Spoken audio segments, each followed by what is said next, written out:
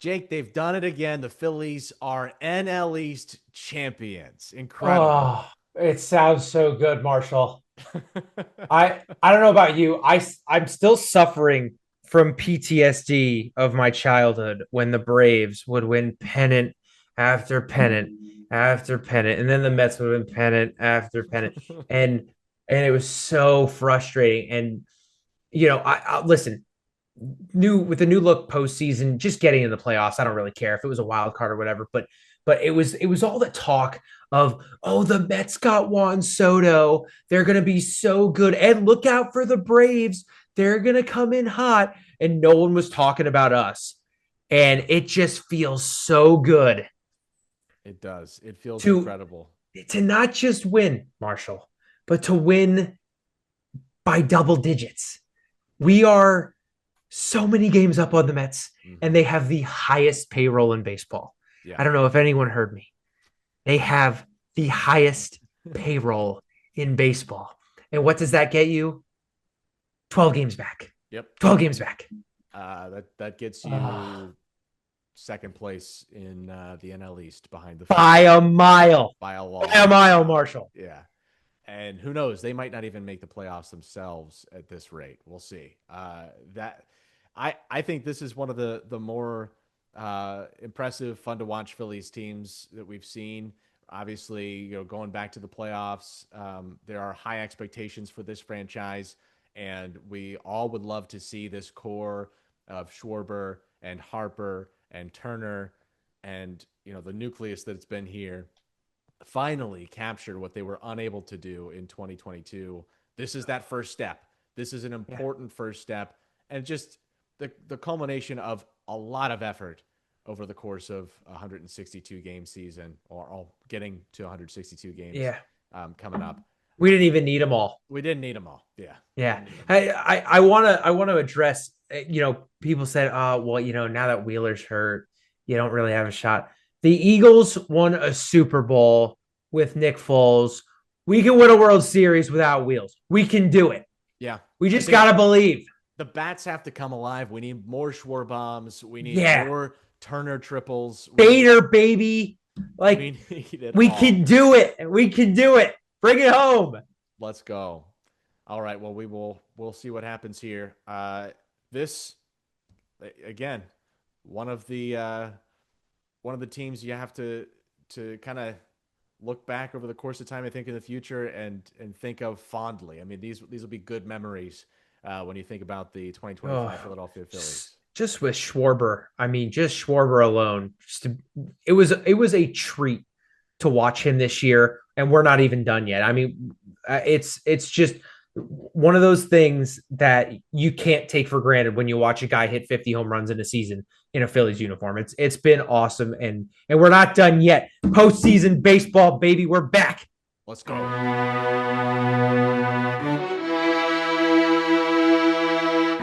The Super Bowl rematch in Kansas City looked way different from what we saw in February, but the result was the same. The close contest was marked by mistakes from some familiar faces, but some baby birds now have some bragging rights after some game-deciding plays. We'll unpack that and break down a Chiefs superstar's spat with the Super Bowl MVP just before the final whistle.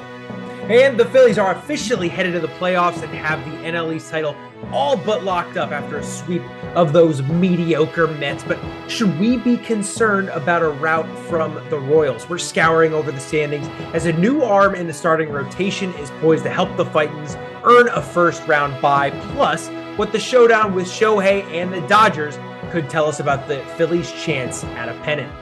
And it's a scintillating September in Philadelphia sports. The fun is just getting started, Jake. We're recapping a resounding week of wins for the love of Broad Street.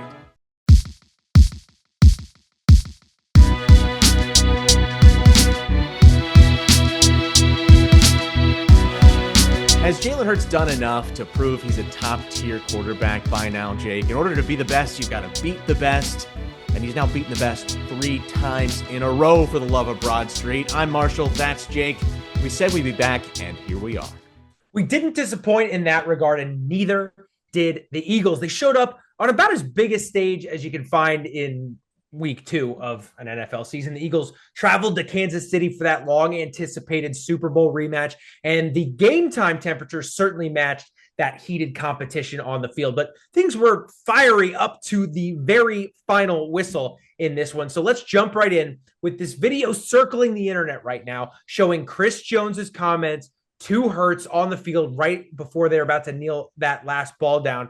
So, Jones is looking right into the eyes of Jalen Hurts and Yeah. Saquon Barkley and saying, "You didn't get 100 rushing yards. You didn't get 100 rushing yards." And Jalen Hurts quite rightly says, check the scoreboard, Right. dummy. Yeah. We We're won the winning the game. game. Yeah. Yeah. So, Marshall, I gotta know your thoughts on this. What does this say about Jones? What does this say about the Chiefs?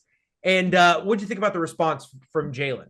Yeah, I think this is a franchise kind of in crisis. And we may be watching the end of really this Chiefs dynasty that we've come to know over the last 7, 8 years here. It's an aging roster. The superstars, we saw Jones, he didn't make as much of an impact as you would expect from Chris Jones, although the running game did not fare as well as you might have liked. We'll talk about that in a minute, how Saquon still got his yardage and made his impact.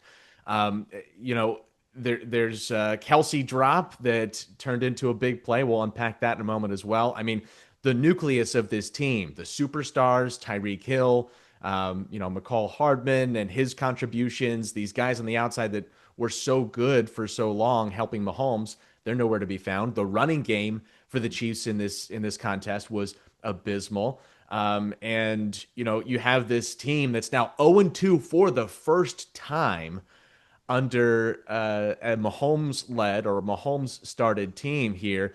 And you've got to be thinking as an organization, has our window closed? Is this the end? And I think Jones lashing out in that way was emblematic of that. But from Jalen's perspective, you know, what does he have to prove to Chris Jones at this point?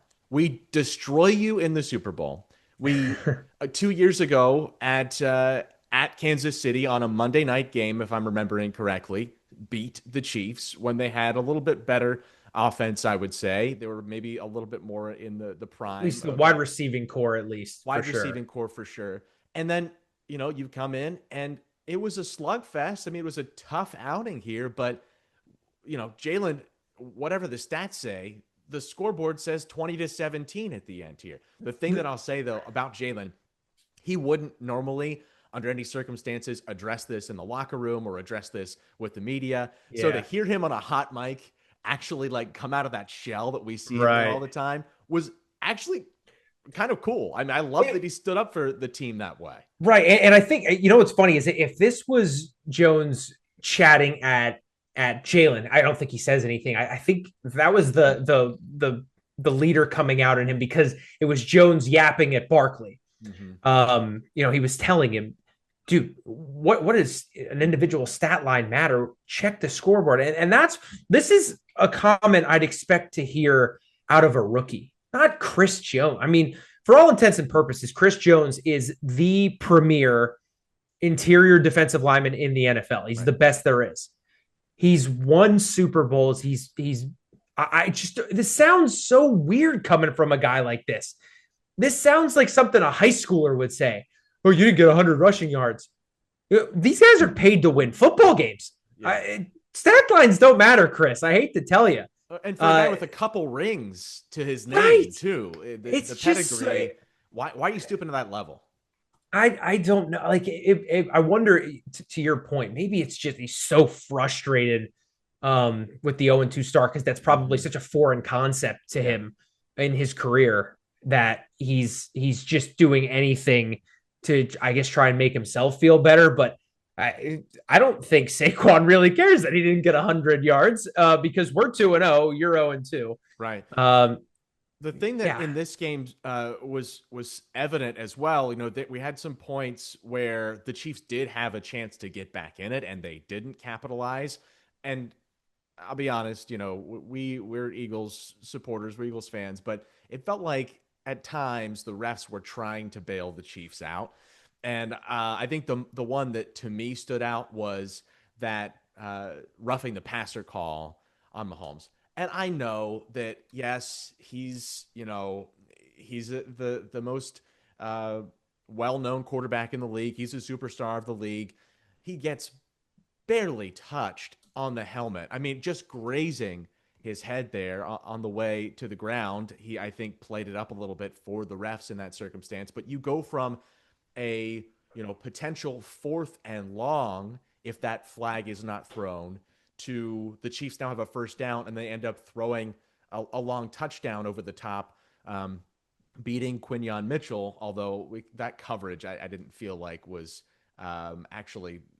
I'm not sure that Quinyon was supposed to be alone. Totally not. There must have been a safety that was supposed to be somewhere. Yeah, because I don't know what happened there. Right. You see on that play that Cooper DeJean is off to the left side of the formation. And then I think Quinyon recognized, oh, that guy's super open. Like that, he's playing a zone, and then that zone is not covered. So he actually did a great job closing on that pass and getting his arm in there to almost break up the pass. But yeah, from 30 yards behind the guy as well. He made up so much ground there. It was really impressive to honestly even be in the area at the time that ball's gone. But that doesn't happen to the point that doesn't happen if Mahomes doesn't get that pass interference call to go his way. So, what was your take? How did you like the officiating in this game? In the interest of neutrality, I will say that was totally a false start on that tush push. Yeah. And was there an element of a makeup call in here? Maybe. But to go on Twitter after and see Chiefs fans crying about this when that might be the softest roughing the passer call we get all season. I agree. Jahad Campbell lit him up a couple plays before that and no flag. Rightly, be a flag for sure. Right, because it wasn't late, but it was one of those. It was so violent that you're just like, oh, okay, maybe there's going to be a flag here, and then they throw it on the one where I think like a pinky brushes his helmet or so. Give me a break, and not to mention every time there was a deep ball to an Eagle in this game, the Chiefs secondary was just tackling our guys. I mean, the one on the first drive to AJ Brown, I don't know if you remember that one. Yeah.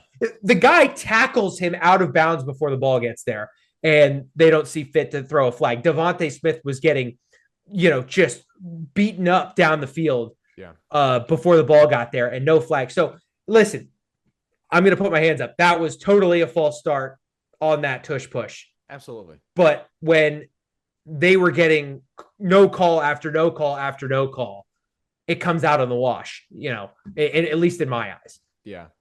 The one thing that I predicted ahead of this contest, Jake, was that Mahomes' legs were going to matter here. And you crushed that one. That was a good call. I did. And I think I was confident in saying that because, again, he doesn't have those weapons on the outside. We didn't see Worthy in this game. Rashee Rice still out with that suspension. Hollywood Brown, I think, played an okay game. I think had an impact on the game. But you just felt like if there wasn't going to be something open downfield, that Mahomes was going to have to find those lanes and scramble for first downs. He did here, and he scored a touchdown. He had 7 carries, 66 yards. But all of those really came in the first half. I think, that the Eagles did a much better job of containing him, understanding that he was such a threat to run, and they didn't have much else in terms of offense. I mean, their second leading rusher here was Kareem Hunt with 33 yards. The Eagles did a good job against the run, and overall, I thought the defense played pretty well. While it was a kind of a bend don't break sort of approach, you come away with the victory in a very hostile environment, Jake. Yeah, I mean, there's this old adage from elite quarterbacks that they're going to find a hole in the defense. They always do.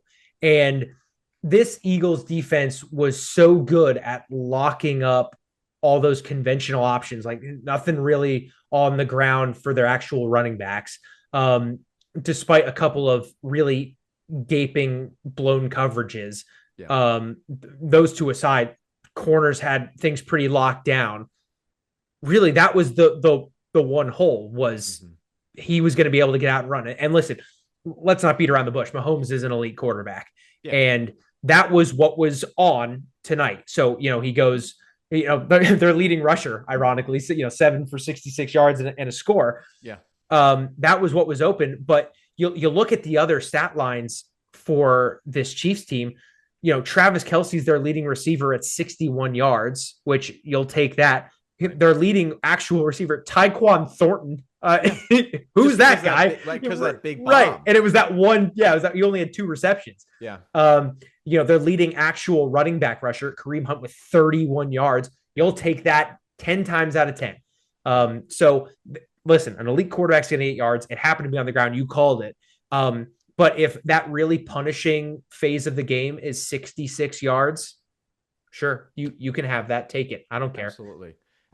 And the Eagles in this the whole time, despite some struggles, I think, while they were, for the most part, keeping the Chiefs passing game in check here. Mahomes 16 for 29, 187 yards, a touchdown and an interception. We'll get to that. That was an important point in this game. But the Eagles passing game also had some struggles. You did see them make a real concerted effort from the get to try and have AJ Brown into the action.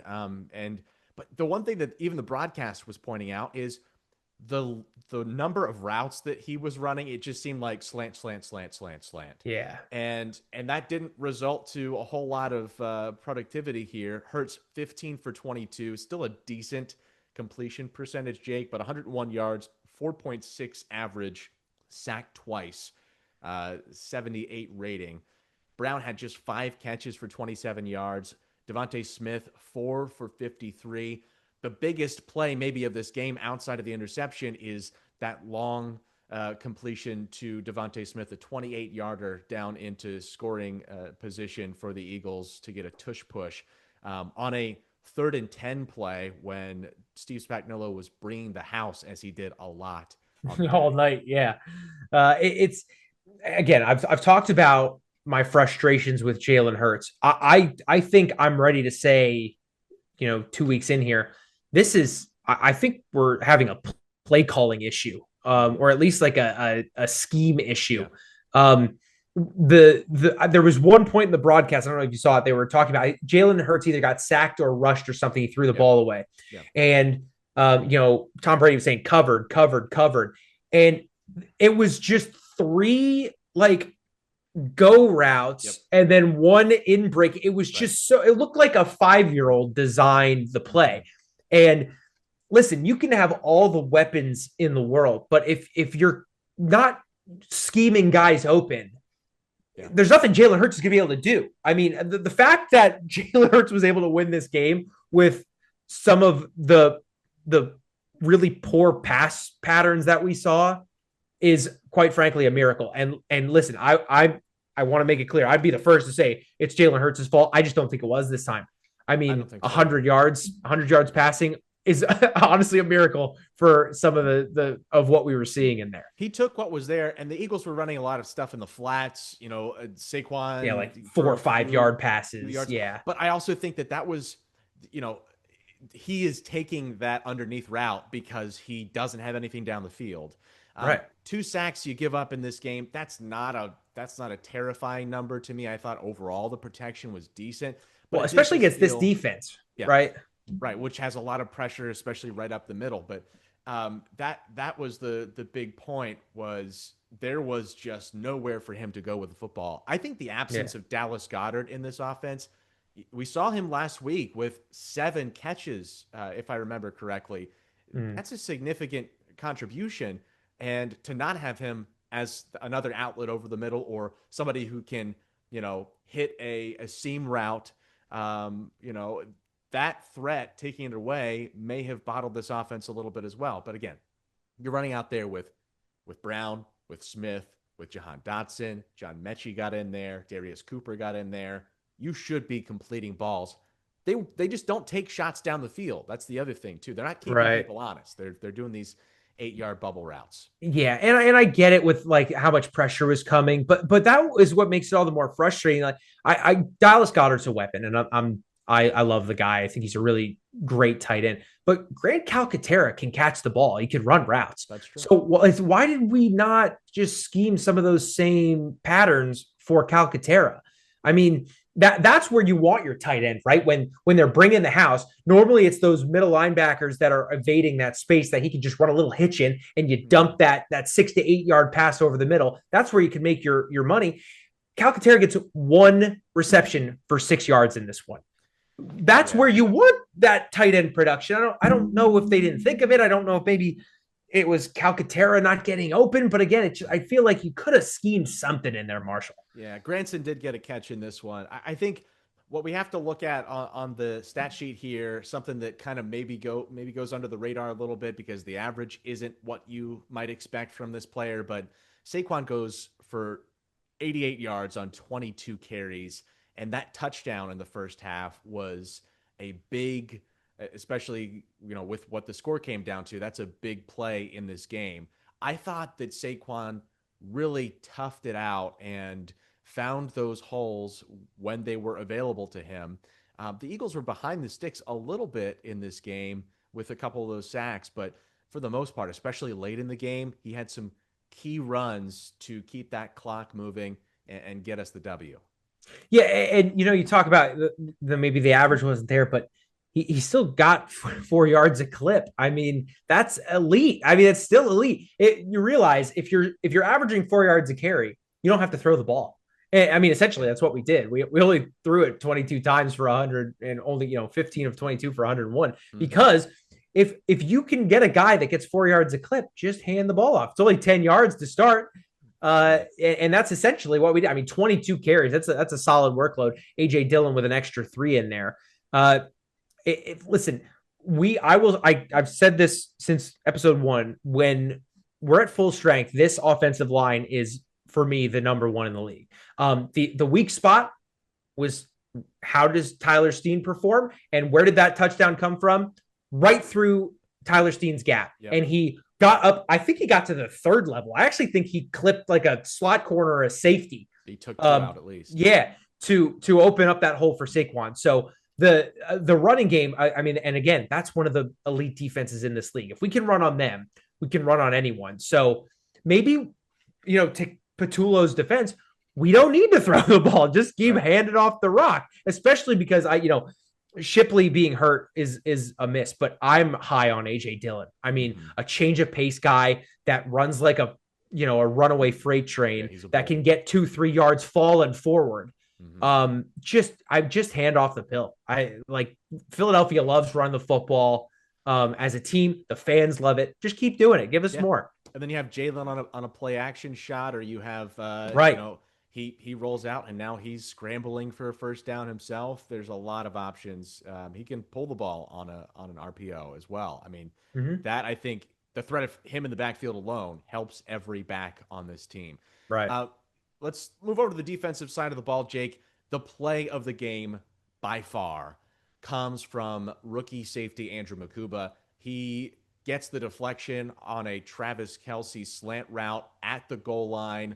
He's there, picks the ball off, returns it 41 yards. A lot of people saying he should have taken it to the house, and his teammates now giving him flack for not taking it to the house. But a very athletic play, unexpected athletic play from a left tackle. A lineman. A lineman keeps him from getting to the end zone. What did you think about the rookie's play? This wasn't the only time that he stood out.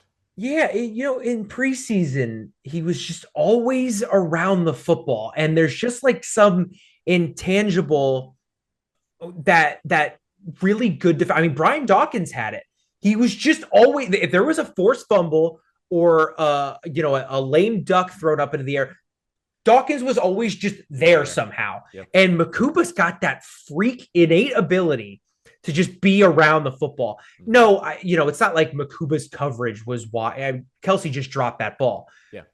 But he's just, when he's there, he makes that play. How many times have you seen those little tip balls get dropped? He doesn't drop it. He has, a head on his shoulders enough to, he kind of got bumped by, I think it was Blankenship there. Right. Had the wherewithal to say, I have some space here. I'm going to keep going.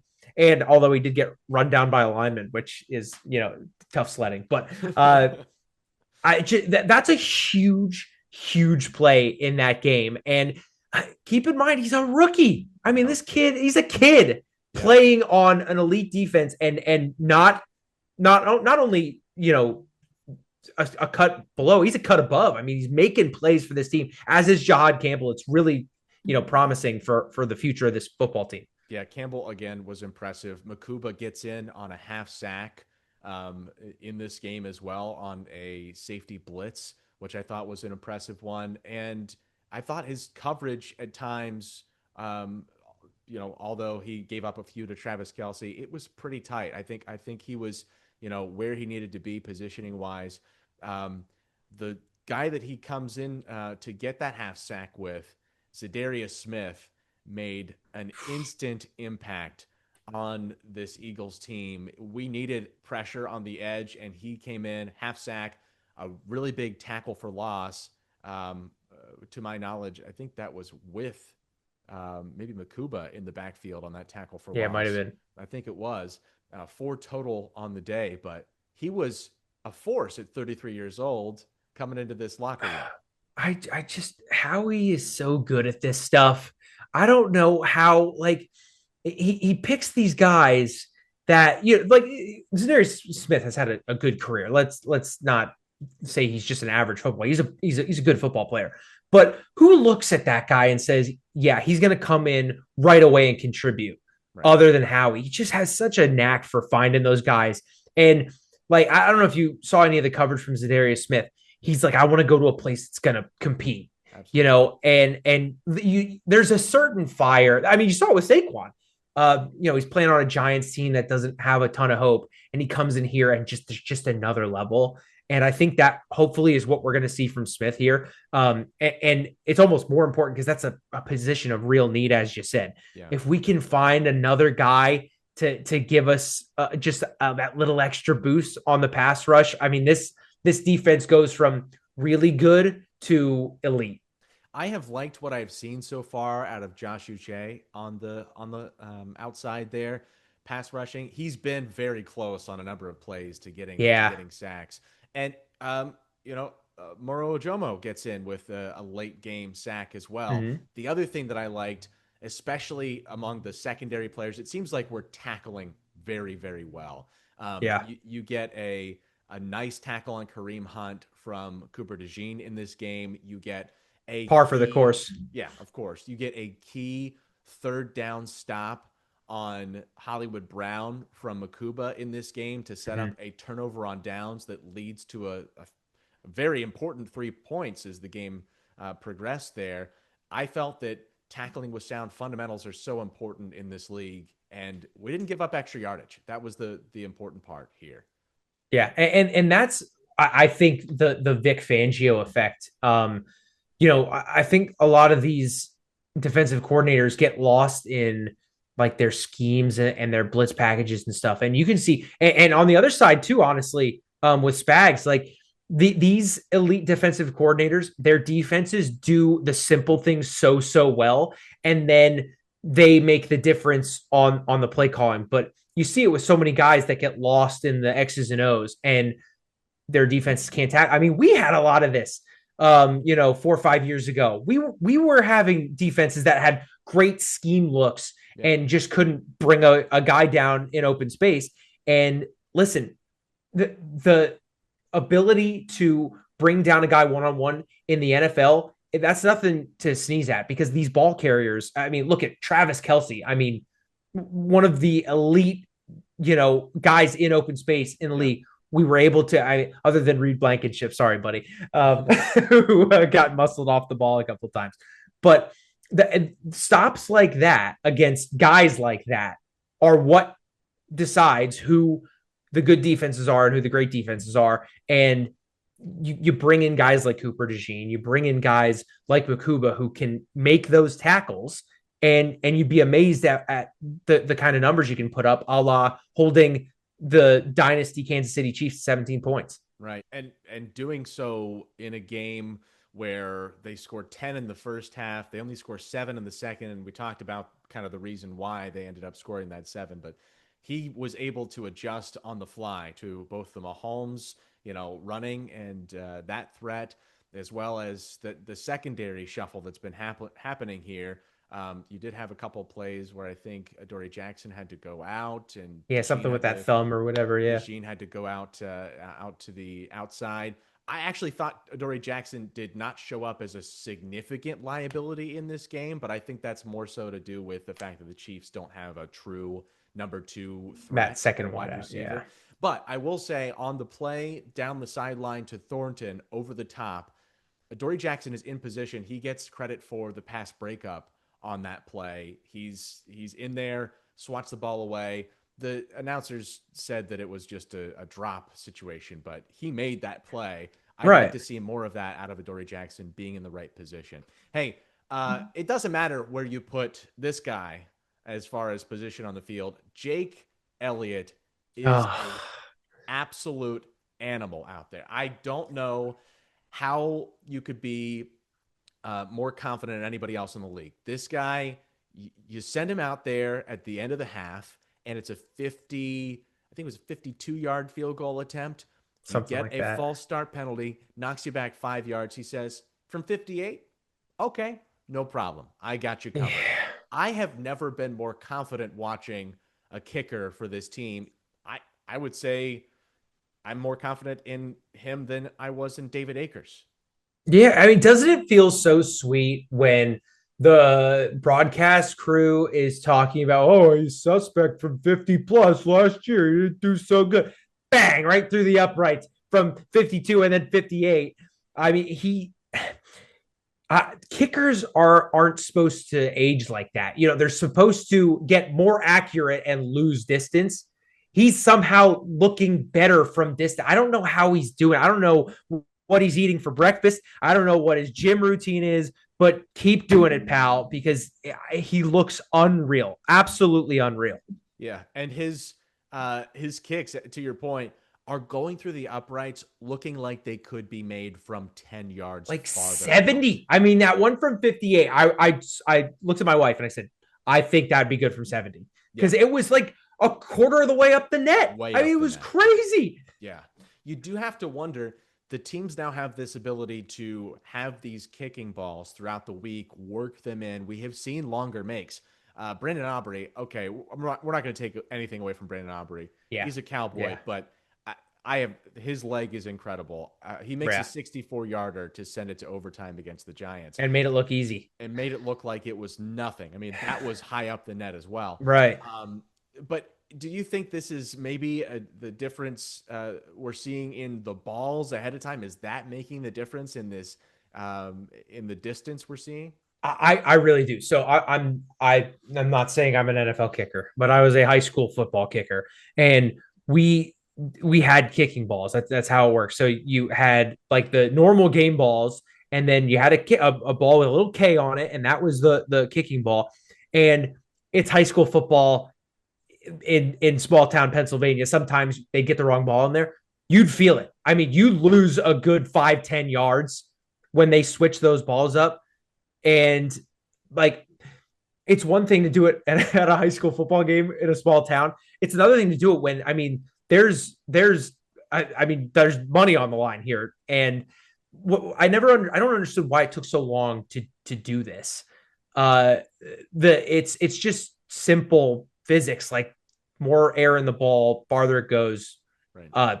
And listen, it makes the game more exciting. I want to see. Maybe people don't like field goals, but as a former kicker, when Brandon, I hate the Cowboys. I want to be clear, Yeah. but when Aubrey puts one through from 64 yards in a crunch spot, that's incredible. I mean that the pressure on top of just the ability for a human to kick a ball that far is unreal. I mean, it's not lost on me when you're watching the game and they're standing behind the logo.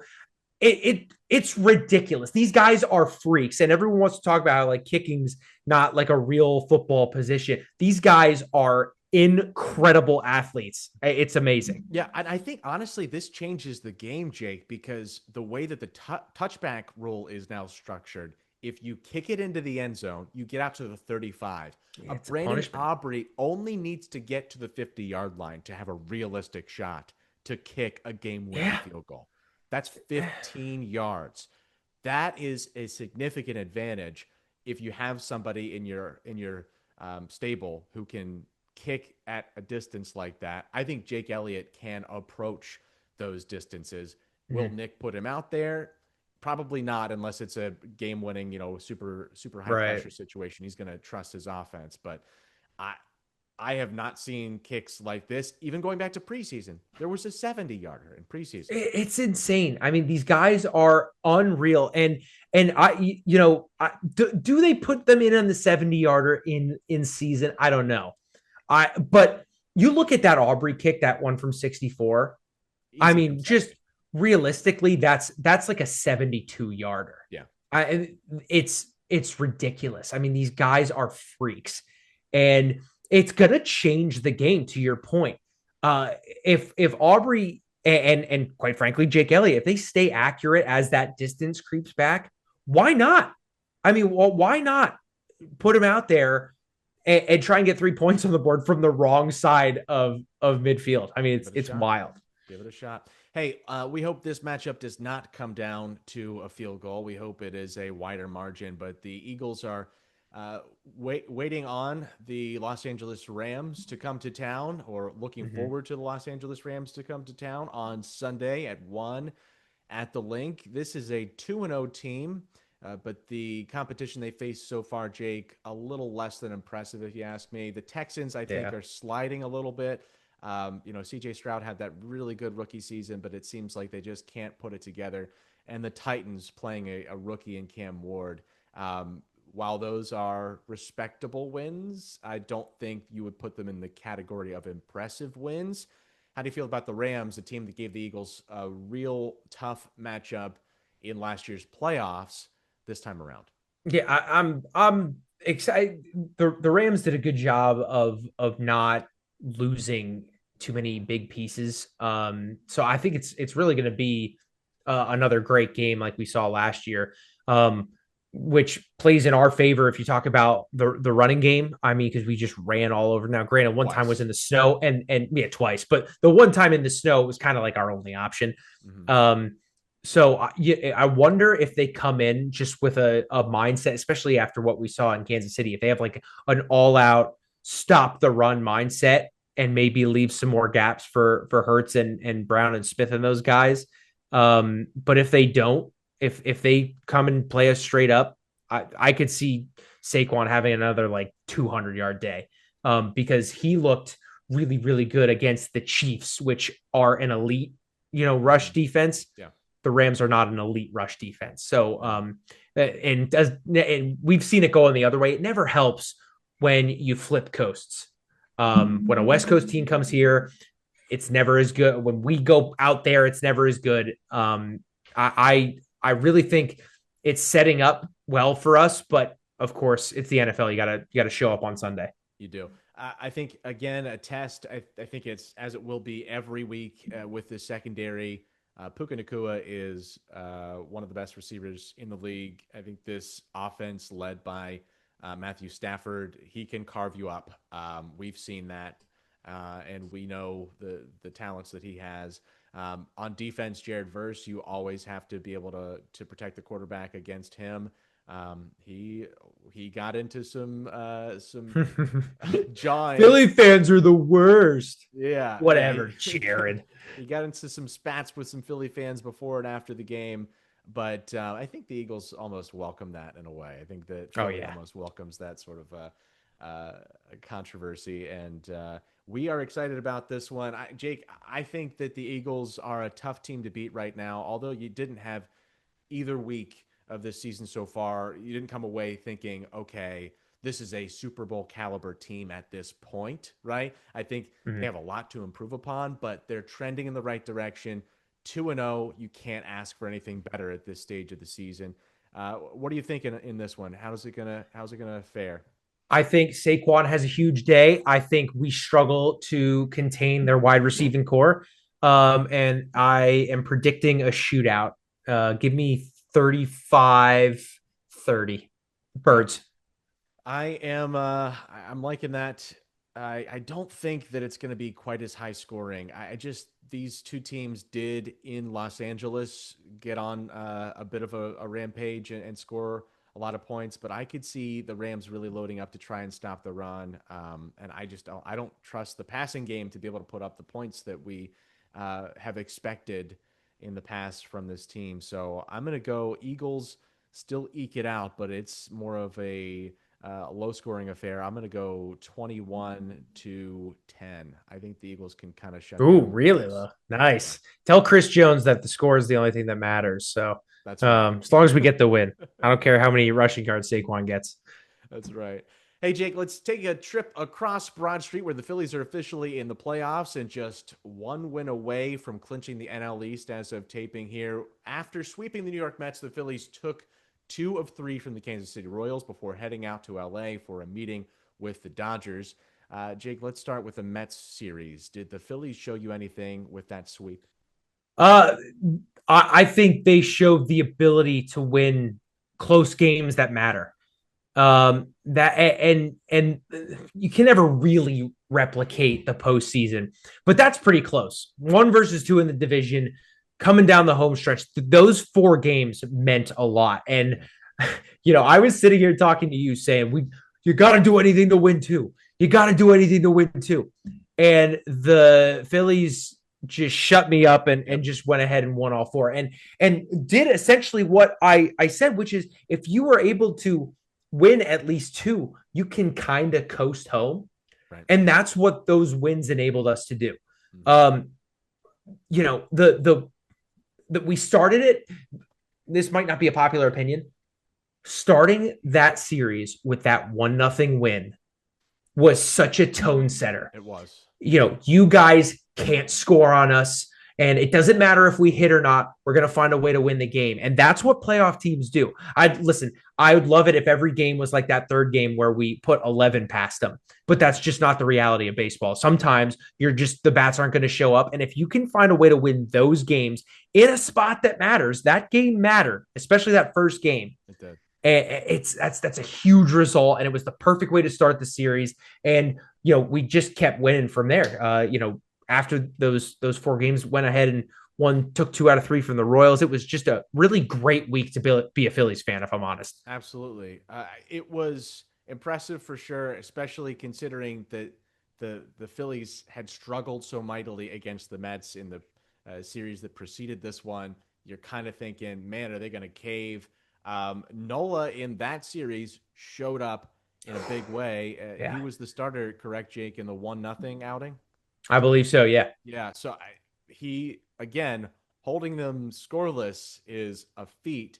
And then he kind of comes back down to earth. His ERA is still up above 6 at this point, Jake, and he gave up 6 against the Royals in the series against the Royals on an outing that he looked like he was going to be okay, right? The start of it. Right. It's a little different from what we've seen from him before, where he gives up 5 in the first. It was like, no, he's okay. He gets through 4, Right. and then he gives up 2 runs, and then 4 runs, and he's out, and the route is on with the Royals.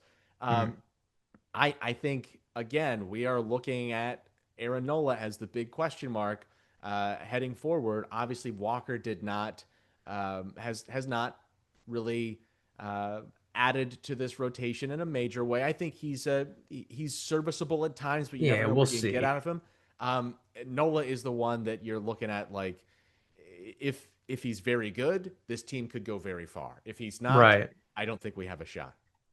And I do want to say, listen, I don't like when he gives up 6 runs. I don't think any Phillies fan likes when he gives up 6 runs. The thing I will say that is a positive sign for me as we head to the postseason, I was really concerned when he couldn't get through the first inning. That's a problem. Yeah.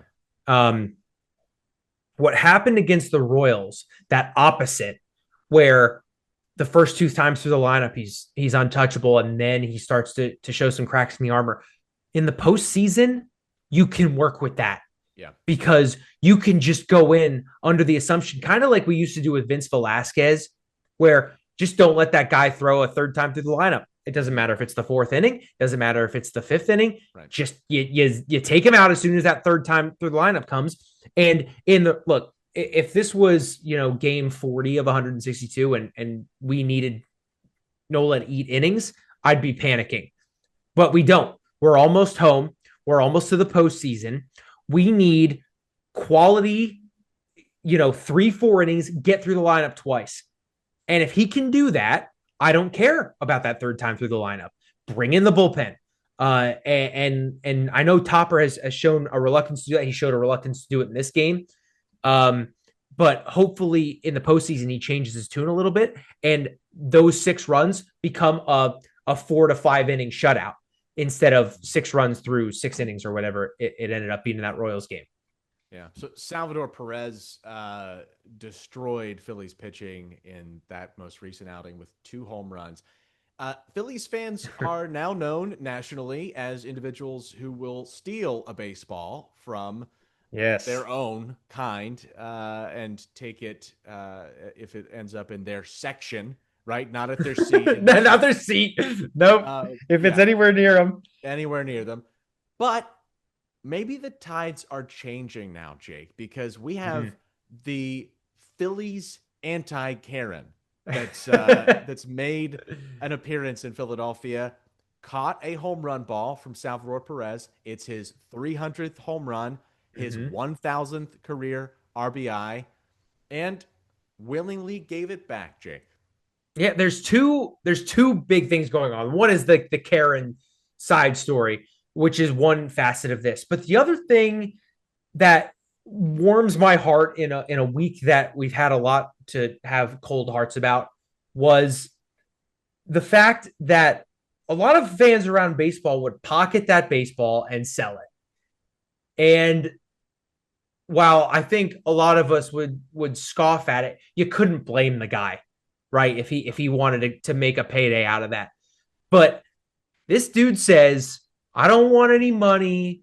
I don't want anything. I want to just go say hi. I want to go meet Salvador Perez. And to just give him that baseball back for nothing is just one of those things that unfortunately you don't expect anymore. Yeah. But it gives you that warm and fuzzy feeling that was missing so much from the Phillies Karen interaction. What a kind-hearted guy to want nothing, and just can I go shake his hand? And he said something along the lines of, as a baseball fan, it's the only thing I can ask for. And just I'm on the verge of tears, Marshall. It's beautiful, and it's the kind of thing that, notice how big the Phillies Karen story went, right? Yep. Viral, huge. Typical Phillies fan, being selfish.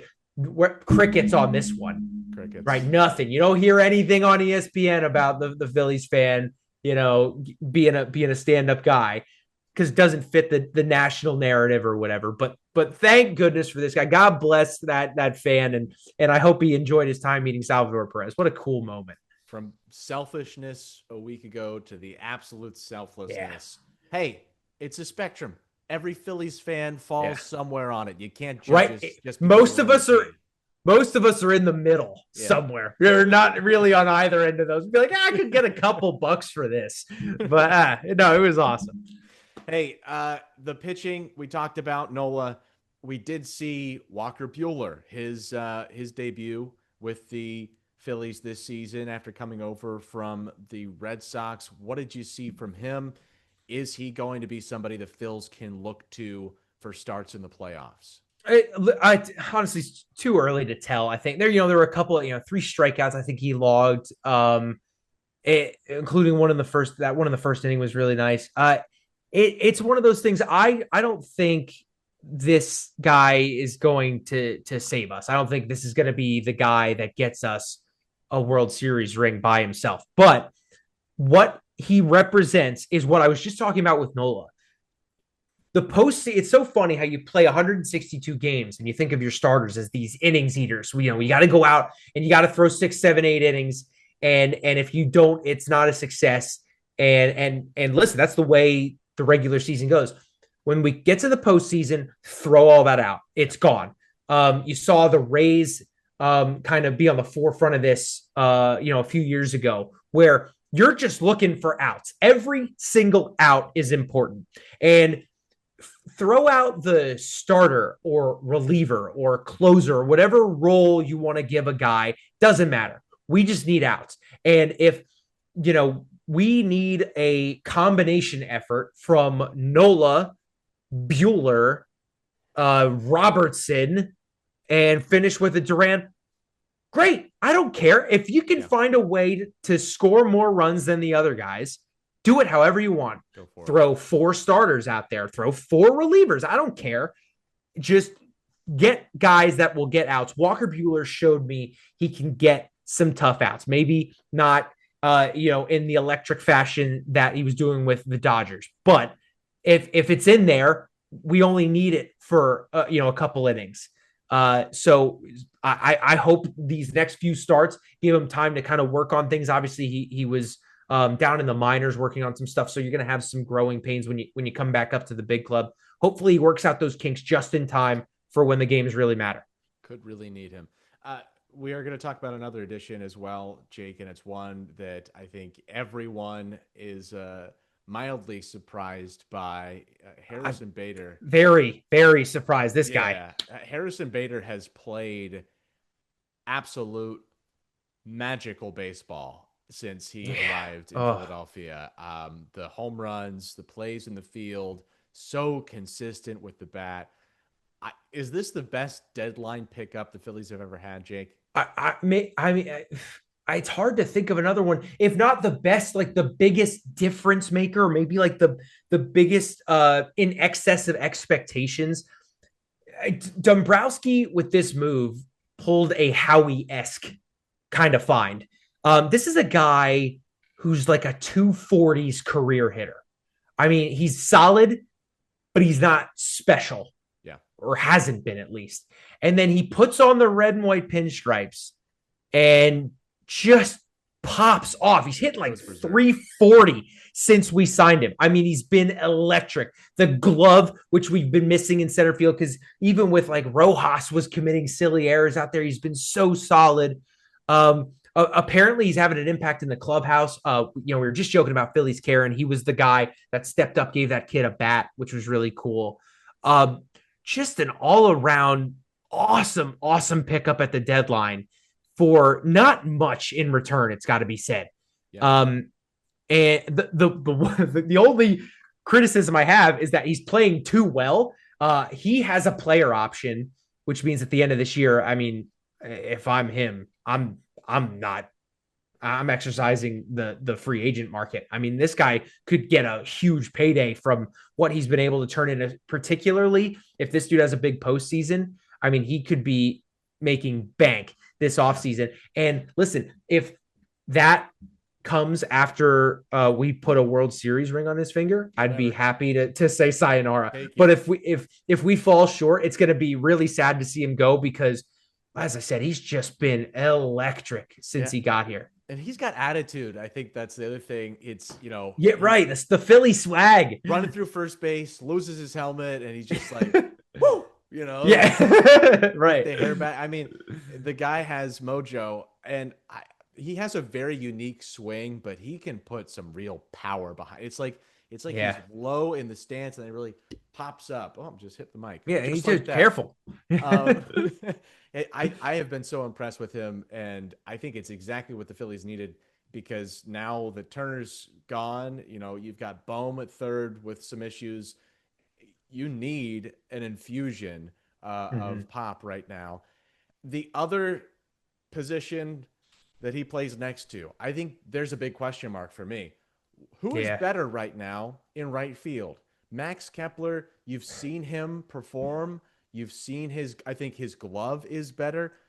Nick Castellanos is the guy we've had there forever. We know what he's going to give you. He's going to strike out 3 times and maybe hit you a home run.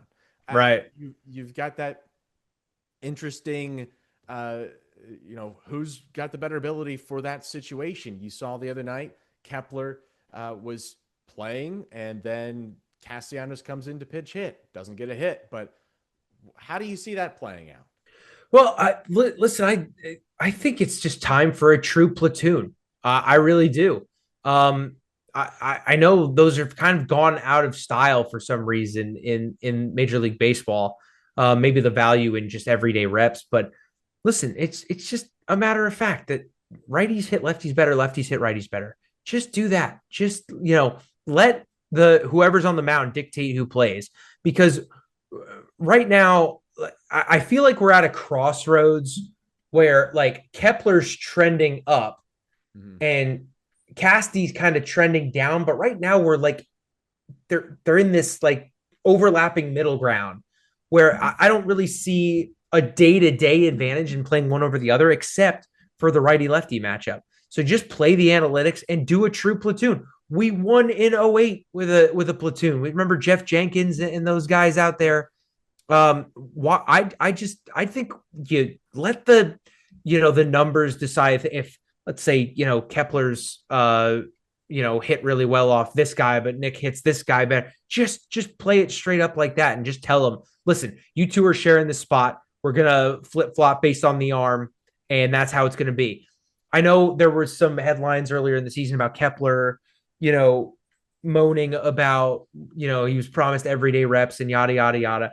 Well, I think now from a guy that really wasn't playing, postseason baseball very much, I notice how all of those have kind of gone away. He's like, Right. oh, I'm just going to fill this role. And if it gets me a ring, I don't care. Yeah. I think he's on board now.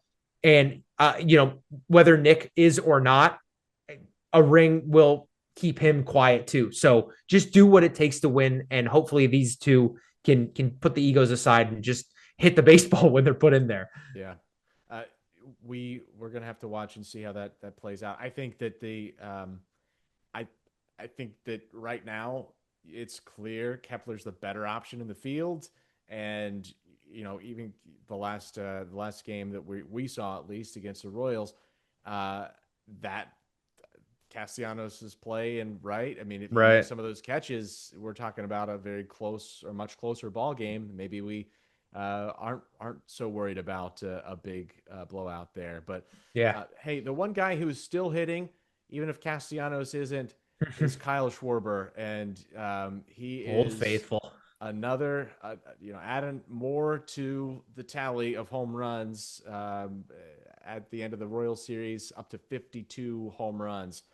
Are you thinking he still has a chance, Jake? He cooled off a little bit there. Does he still have a chance at an MVP? Uh I hope so. I don't know if like it's so unfair when you're going up against Shohei. Yeah. You know what I mean? And like now, like with the pitching aspect back in play with him, it's like it's such a tall task. But I'm gonna be honest. I don't care if he gets MVP if we win a World Series. Yeah. And when you got a guy who's, I think he's up to like 126 or 127 RBIs now. I mean, that's just unreal. And I hope Philly fans have just like taken a moment to appreciate like how special this is. Yeah. I mean, this just doesn't happen. I mean, Mm-mm. 50 plus home runs, over 120 RBI. That's an insane season. And we're not done yet. I mean, we've got a couple games left. We've got a whole postseason to play. This could be like that really special Ryan Howard season. These don't happen very often. I mean, it's been, oh man, what, almost 20 years since the Ryan Howard season, which is crazy to say. Yeah. Um, Doesn't feel like it. but yeah, but it's been a treat watching this man play baseball for us. I just hope that he stays because it's the same problem as Bader. When you put up a season like this in a contract year, and listen, he deserves every penny He that does. he's going to get. I hope we pay him. I will understand if we can't because I mean, if you're just looking at pure offensive production, he's the best free agent on the market this year. And Completely. that's all there is to it. I hope we can keep him. Kyle, please stay. We love you. But while he's still here, I'm soaking it up because it's been incredible to watch. It is. He has been so powerful, so humble about it, and Yeah. just he's the kind of guy you just you think he could be your best friend. I mean, he's just the way that he carries It, himself is we, so we're humble.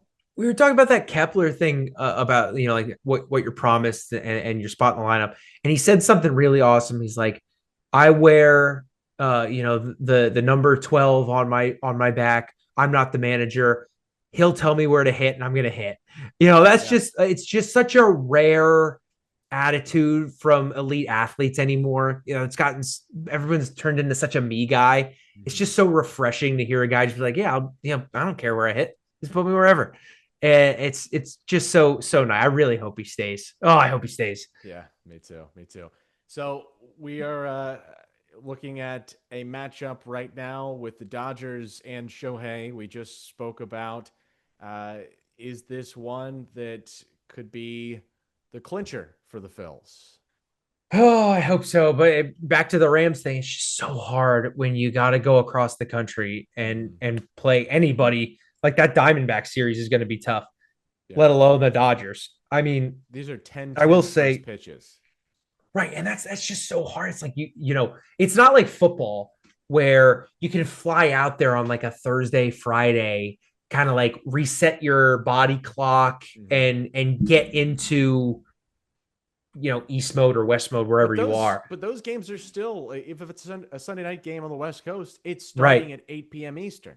Right. So Yeah, you're not pushing it back late, right? right. It's just so hard to be able to perform, you know, forget you're not sleeping in your own bed. You're eating not home cooked food, all that fun stuff. And then, oh, by the way, it feels like you're playing baseball at 10 p.m. and the game's going to last till on your clock like 1 a.m. Right. It's just so hard to begin with. And again, you're playing the Dodgers. Like this team is stacked. I know maybe like there's been talk like they've underperformed according to like but their standards are ridiculous. I Mm-hmm. mean, they're top of their division and probably one of the most competitive in baseball. So they've got just superstar after superstar. Their arms are all electric. I mean, it's going to be a tough series. But if you want a measuring stick right before the postseason, this is it. If you This can is it. find a way to win two of these games, I am going to be walking with my chest puffed out. The rest of this season, I'd take one though. Legitimate. I don't know how you feel, but I'd take one. Yeah, one will get you where you want to be. I just am concerned about the buy in all of this. Right. I want that first round buy more than anything because you want to have some home field advantage as well. The Phillies are better at home. It's just they've seemed to play better at home historically in the playoffs. I want Mhm. that to be the arrangement here and not having to put an arm out, getting some of your starting pitchers some rest ahead of a series. I think that is valuable too. So Right. you got to stack as many as you can, so you can keep pace. I think they're in a good position, but who knows? This Dodger series could also be a preview of a playoff series. So Could be. we'll see how things progress as we move forward here. Hey, the Phillies, the Eagles. It is a promising time right now to be a Philadelphia sports fan, Jake. We will be back every week throughout the entire Eagles season and the Phillies season as we march forward, hopefully, to some more World Series and Super Bowl rings. We appreciate you joining us for the Love of Broad Street podcast. We'll see you next week.